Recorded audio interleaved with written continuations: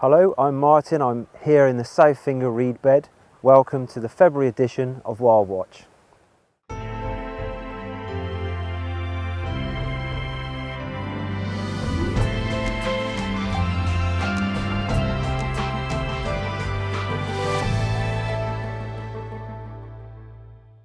We're in the perfect habitat for bitterns. This is the South Finger reed bed, reed fringed lagoons, lots of cover for them.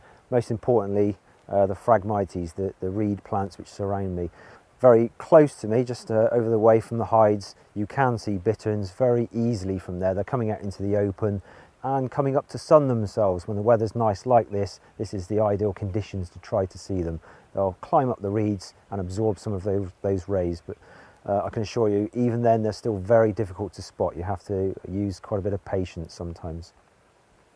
I was fortunate enough to be the guide in the hide on duty in the Zeiss hide when a bittern decided to perform a bit of an acrobatic act. It climbed out from the icy pond onto the fence line and then walked its way along, stepping foot over foot very carefully before dropping down into the reeds to disappear for another half an hour or so. So brilliant day to catch up with some of the action with bitterns there. Hi, I'm Meg. I'm the reserve placement student here at WWT Slimbridge. Along with helping out the rest of the gang helping to manage the reserve, I'm also looking after the camera traps that we put out here. When we put the camera traps out, we look for signs that the animals have been using the areas, such as otter footprints or pathways throughout the reeds. The camera traps also help us to form part of our water vole monitoring. Alongside this, we do see a range of species across the reserve. We got some great footage of a range of different bird species across the different cameras around the reserve. This includes the elusive water rail, which we only ever usually see briefly as it flitters amongst the reeds.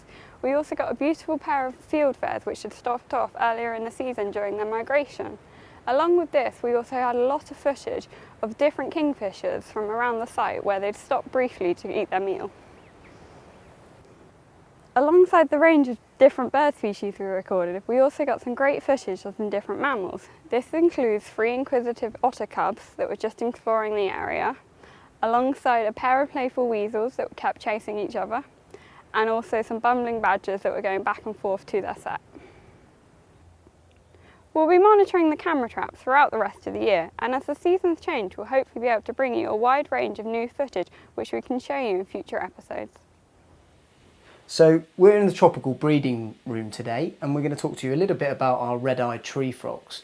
Now these are a really interesting species that come from South America. They're probably the most documented and most photographed amphibian on the planet because of their beautiful red eyes.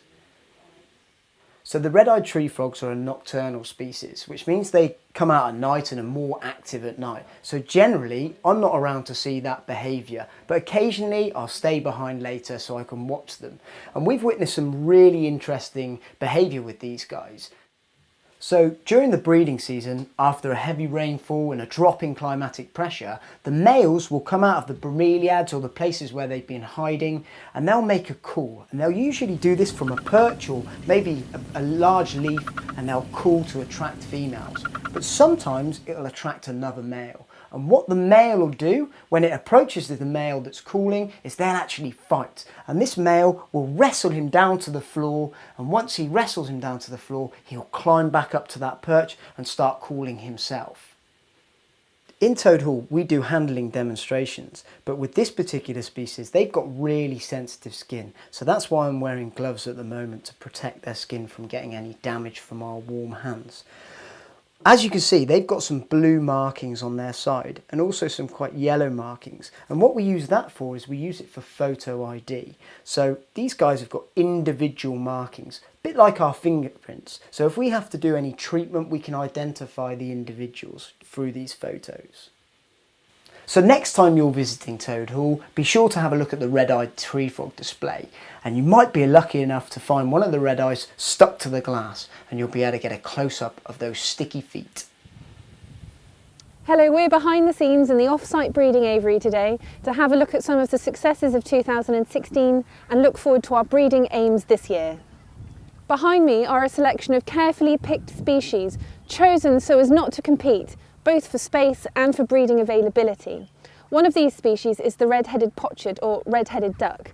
This North American diving duck is quite clearly identified, with the males with a lovely red head and bright blue beak, and most importantly, the yellow eye. Redheads live best in large groups, and so it makes sense to breed them in a group too. We brought 3 males and 3 females up at the beginning of 2016, and they have done an amazing job. All 3 females made a nest, and we were lucky enough to breed 18 offspring as a result of those. In 2017, we'll be looking to swap the males, seeing as the females did such a fantastic job, and hopefully they'll already be nicely acclimatised to the exhibit behind us. Moving down from North to South America now, if I had to put money on any species breeding first in 2017, it would be the puna teal. A gorgeous species with a blue beak and silver body. These birds are often confused in our collections with their close relatives, but they are quite easy to identify. We love puna teal in the Slimbridge duckery, not just because they're such early, reliable nesters, but because they're so friendly, both as adult and in duckling. In our hand-rearing facility, we will use them as surrogate brothers and sisters for species that struggle to eat and drink. Also, because of their friendly nature, they will also calm down the temperament of some of the species that would otherwise be nervous. And so they have so many benefits. You will never not see a puna teal at our Downy Duckling Day events. We'll continue to assess our successes and breeding needs for the future season over the next couple of weeks. I, for one, can't wait to have ducklings back in my life again, and I'm really looking forward to the breeding season ahead. Okay, we've reached the tail end of the winter. Peak numbers of birds are on the reserve. They will begin departing through to the end of February, saying goodbye, heading off back to their breeding grounds. Thank you all for tuning in today and watching the video. Hope to see you on the next one.